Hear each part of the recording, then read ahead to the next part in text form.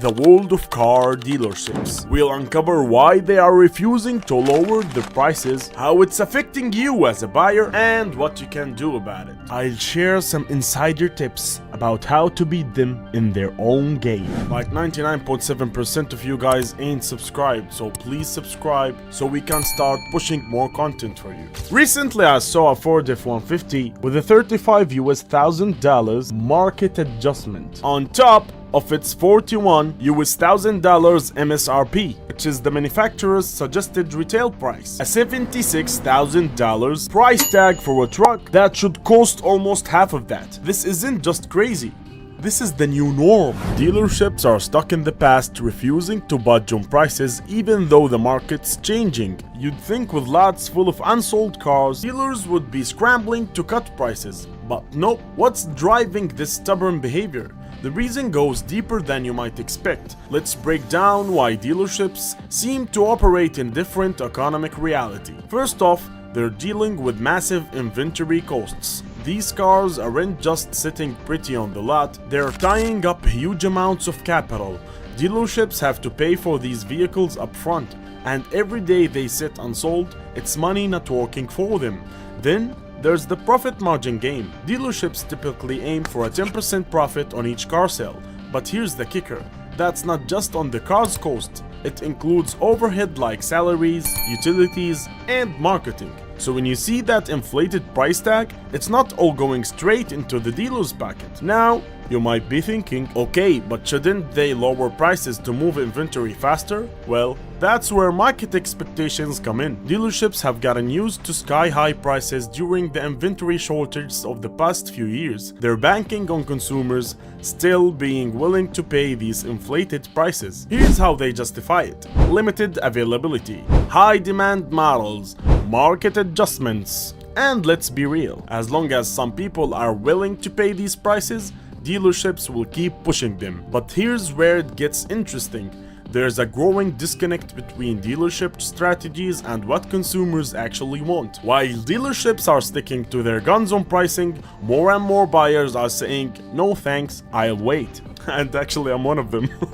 This is where the insider perspective comes in handy. Having been on the other side of the desk, I can tell you that dealerships are starting to sweat. They're seeing inventory pile up, but they're hesitant to be the first to blink in this pricing standoff. What dealerships aren't telling you is that they're facing increasing pressure from manufacturers. Automakers want to see cars moving off lots, not collecting dust. This puts dealerships in a tight spot. Keep prices high and risk angering both customers and manufacturers, or start lowering prices and potentially trigger a race to the bottom. Here's another factor at play. Dealerships are worried about setting new expectations. If they start slashing prices now, they fear customers will always expect those lower prices. It's a short-term versus long-term battle in their minds. But here's the thing, the market isn't changing whether dealerships like it or not. Online car buying options are expanding, giving consumers more power to compare and negotiate. Plus, with interest rates rising, fewer people can afford these inflated prices, even if they wanted to. So, what does this mean for you, the buyer? It puts you in a stronger position than you might think. Dealerships are feeling the heat, even if they are not showing it yet. They're sitting on inventory that's not moving, and every day that passes, they are losing money. This is where patience becomes your secret weapon. If you can hold out, you might just see those prices start to crack. It's a game of chicken, and right now, dealerships are counting on consumers to blink first. So dealerships think that they can outlast us. Here's a wild thought. What if their stubbornness actually backfires? Let's take a peek at the ticking time bomb they're sitting on. Picture this. Rows and rows of shiny new cars just sitting there gathering dust. It's not just an eyesore, it's a financial nightmare for dealerships. Every day these cars sit unsold, they are losing value. And I'm not talking chump change here. Now you might be thinking, well, that's their problem, right? Not so fast. This standoff affects us all. For starters, it limits our choices as consumers. Sure, there are plenty of cars on the lot, but with those inflated prices, it's like looking at a menu where everything costs an arm and a leg. It pushes many of us out of the market entirely. But here's where it gets really interesting. Dealerships are starting to sweat, and they're resorting to some pretty desperate tactics. I'm talking about aggressive sales pitches, misleading advertising, and pressure to buy now before prices go up even more. It's like they're trying to scare us into submission. Let me break down the real cost of this dealership greed for you. First off, there's the maintenance. These cars aren't just sitting pretty, they need to be kept in showroom condition, which means regular cleaning, battery maintenance, and even occasional repairs. All of this costs money, eating into the potential profit. Then there's the opportunity cost. Every day a car sits unsold is a day that money could have been reinvested in something else. It's like having a giant pile of cash just sitting there, not earning a cent of interest. But the real kicker, the longer this goes on, the worse it gets for dealerships. As new models come out, these unsold cars becomes less desirable. Eventually, they might have to sell them at a loss just to clear the lot. Now let's zoom out and look at the bigger picture. If this trend actually continues, we could see some serious long-term consequences for the auto industry. We're talking about potential dealership closures, job losses, and a ripple effect through the entire supply chain. It's not just about car sales, it's about the health of a major sector of our economy. And this situation is giving us more bargaining power than we have had in years. Dealerships are getting desperate. Even if they are not showing it yet, they need to move these cars. They know it. So next time you're in the market for a new ride, remember, time is on your side. Don't be afraid to walk away if the price isn't right. Chances are that car will still be there next week and the dealership will be even more eager to sell. And here's a pro tip: pay attention to how long a car has been on the lot. The longer it has been sitting there, the more negotiating power you have. Dealerships hate having the same inventory month after month. It looks bad and it costs them money. You've got more cards in your hand that you might think. Ever wonder why some people walk away with killer deals while others get taken for a ride? It's not luck, it's strategy. And I'm about to show you how to play your hand like a pro. First things first, let's talk about the power of walking away. I know it sounds simple, but you would be amazed how many people forget this basic move. When a dealership won't budge on price, don't be afraid to show him that you're interested in the car and all of a sudden just say, you know what, the price is too high, thank you. Trust me, nothing makes a salesperson sweat more than watching a potential sale walk out the door. But here's the kicker, you need to be prepared to actually walk away. This isn't a bluff. Be ready to check out other dealerships or even explore alternative options. Speaking of which, have you considered private sellers or even online marketplaces? These can be gold mines for deals, especially if you're willing to do a bit of legwork. Now let's talk about timing.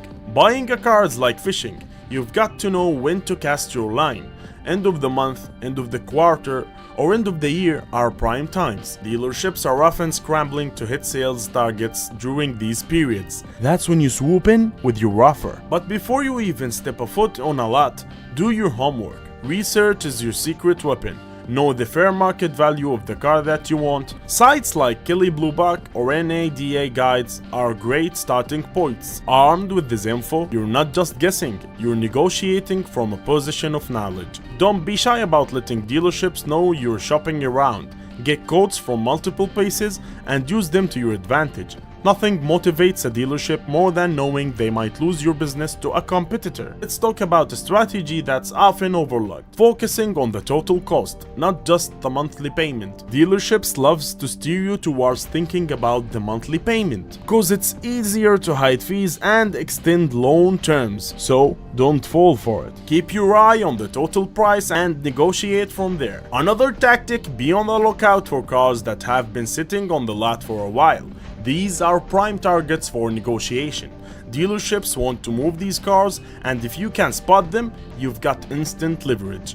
Remember, patience is your superpower. Don't feel pressured to buy right away. Take your time, compare offers, and be willing to wait for the right deal. This market is changing and time is on your side. Here's something many people overlook.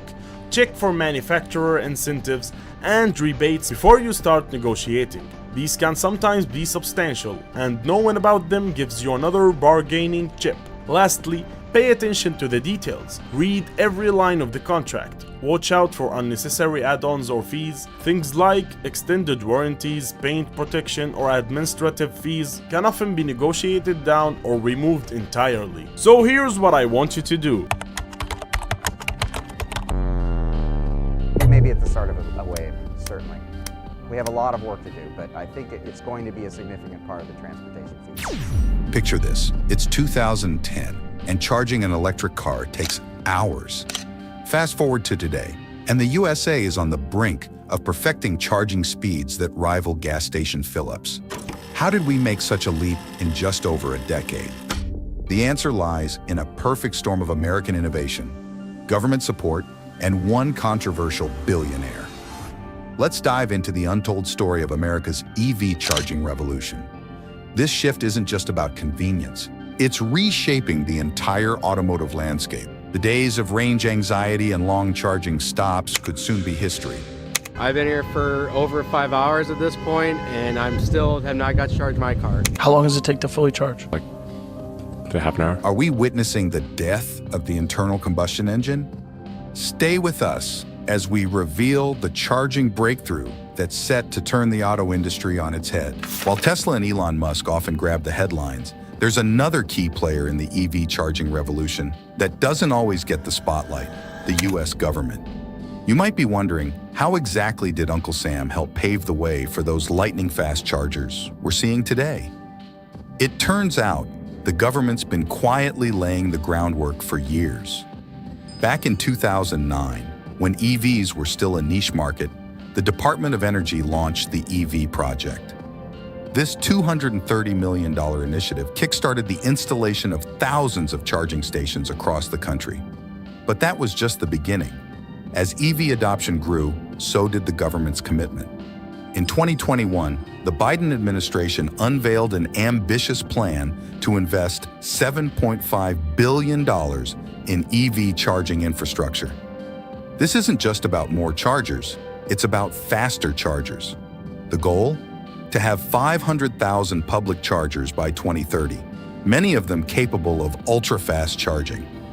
But it's not all about throwing money at the problem. The government's also been fostering innovation through partnerships. Take the SuperTruck program, for instance. While it's focused on improving freight efficiency, the research into high-power charging systems has had spillover effects for passenger EVs. Then there's ARPA-E, the Department of Energy's Moonshot division. They've been funding cutting-edge research into extreme fast charging, aiming to slash charging times to a mere 10 minutes for a 200-mile range. Sound impossible? It might not be for long. These efforts aren't happening in isolation. The government's been working hand-in-hand with private companies, universities, and national labs. This collaboration has been crucial in pushing the boundaries of what's possible in EV charging technology. So what's the payoff of all this government involvement? Well, those ultra-fast chargers we're seeing pop up across the country didn't appear out of thin air. The groundwork laid by these initiatives has been instrumental in making breakthrough charging speeds a reality. And as we'll see after a bit, it's this foundation that allowed companies like Tesla to push the envelope even further. While the government laid the groundwork, one company took EV charging to new heights. Enter Tesla and its enigmatic leader, Elon Musk. Love him or hate him, there's no denying Musk's impact on the EV landscape, especially when it comes to charging technology. Back in 2012, when most EVs struggled to go 100 miles on a charge, Musk unveiled an audacious plan, a network of high-speed chargers that could add 200 miles of range in just 30 minutes. Many industry experts scoffed, but Tesla's supercharger network soon became a reality. This wasn't just about convenience. Tesla's superchargers were a strategic move to address one of the biggest hurdles to EV adoption: range anxiety. By creating a vast network of fast chargers, Tesla made long-distance EV travel not just possible, but practical. But Musk and Tesla didn't stop there. They've consistently pushed the boundaries of charging technology. In 2019, Tesla introduced V3 superchargers, capable of delivering up to 250 kilowatt of power. This meant adding up to 75 miles of range in just 5 minutes under ideal conditions. Tesla's innovations didn't happen in a vacuum. The company's success put pressure on other automakers and charging network operators to up their game. Suddenly, everyone was racing to develop faster charging technology. Take, for example, the Electrify America network, born out of Volkswagen's Dieselgate settlement. Inspired by Tesla's success, they've rolled out chargers capable of up to 350 kilowatts, theoretically even faster than Tesla's superchargers. Tesla's influence extends beyond just charging speeds. The company has also pioneered user-friendly features like Plug and Charge, which allows for automatic billing without the need for credit cards or apps. This focus on the user experience has forced other companies to improve their own charging interfaces. But perhaps Tesla's most significant contribution has been changing public perception. By making EV charging fast, convenient, and cool, Tesla has helped drive mainstream acceptance of electric vehicles. As we look to the future of EV charging, it's clear that Tesla's innovations have set a new standard. The race for faster charging continues, with companies pushing the boundaries of what's possible. Could we soon see charging times that rival or even beat traditional gas fill-ups? Share your car buying stories in the comments down below, and most importantly, please don't forget to subscribe. Only like a fraction of you guys is actually subscribed, so please subscribe so we can push more like this content. Thank you so much. See you in the next video.